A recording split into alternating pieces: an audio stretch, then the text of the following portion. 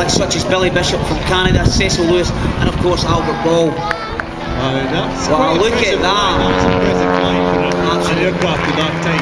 Of course, these guys used to get involved in the dogfights with the German aircraft, and they used to have to do that loop manoeuvre to try and get around behind the aircraft that was chasing them. Absolutely. One, of course, the most famous, of course, was the Red Baron. Just recently, in the last couple of years, the man of Iron Maiden, Bruce Dickinson, the singer of Iron Maiden, actually had the Red Baron's triplane recreated and flew it just this year to mark the 100 years since the outbreak of World War I also. Now, of course, these aircraft actually had Vickers machine guns mounted on the front. Incredible enough, these guns were designed in such a way they could actually fire the bullets through the propellers. So as the engine operated, the bullets passed through the propellers without damaging it. They also could put a Lewis gun, but that was always mounted on the wing above the pilot. And, go on, give him a big wave there. I mean, look at that, he's giving us a wave. Wow, that is pretty impressive.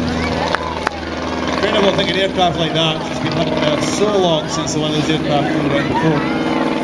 Fantastic, and to think all this has been hand built is just incredible.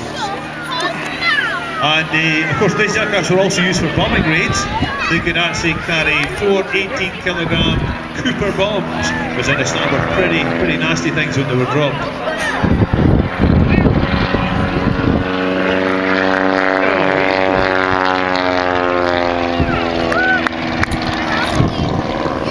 That is a very distinguishing sound. That is the sound that they often reproduce when you see the films and programs on television. That particular sound of those particular propeller engines.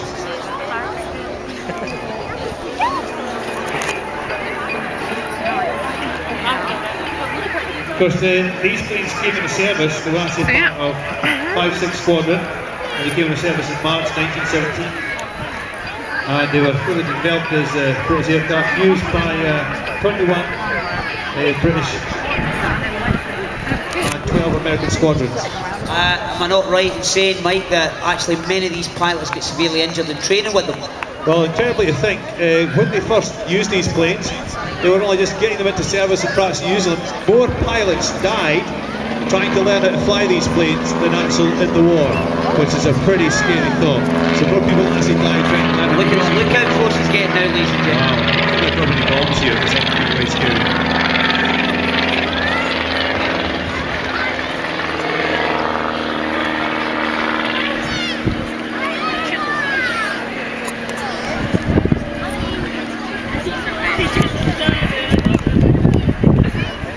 Now, of course, these planes could, at a certain range, could fly about 300 miles. They had a maximum speed of 138 miles per hour, and they could only fly to a height of 17,000 feet. Now, today, of course, oh, he's really close now. That's the way one. He's getting closer all the time. Then give him a wave, ladies and gentlemen.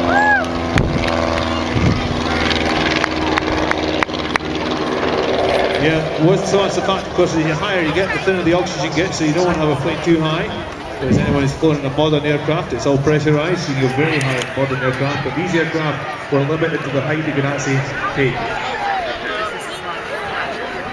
Very low this time, isn't it? That'll be good, because those people in the world will get frightened.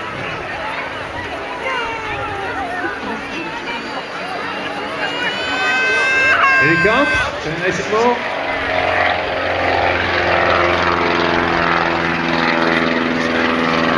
Can you imagine you're actually in the trenches in the First World War, these things would be flying back and forward over your head on a regular basis.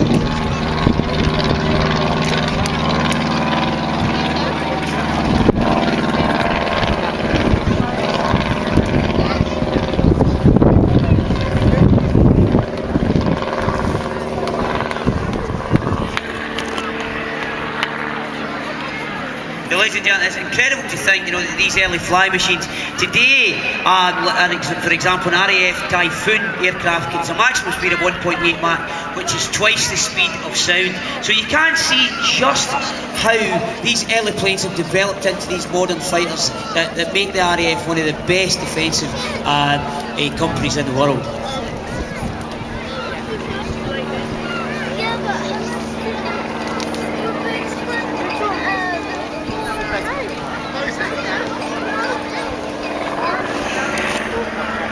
Of course, the necessity of having these aircraft all around Scotland during the First World War, there were numerous air bases popped up all around the country, and it was really to get the maximum protection from the air, because in those days, of course, they were faced with things such as Zeppelins.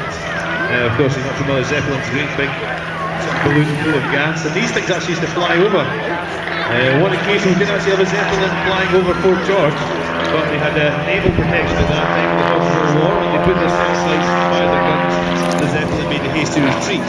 So we didn't have a chance to get any aircraft airborne and shoot down. So not only have we seen aircraft like this, Fort George also seen a Zeppelin as well.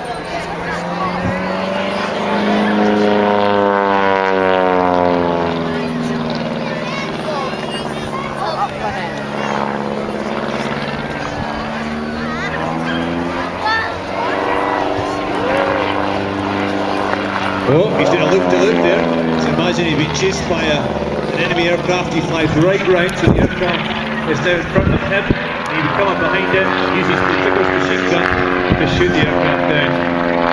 Interesting enough, I'm afraid to say that many British pilots were not given parachutes in the First World War.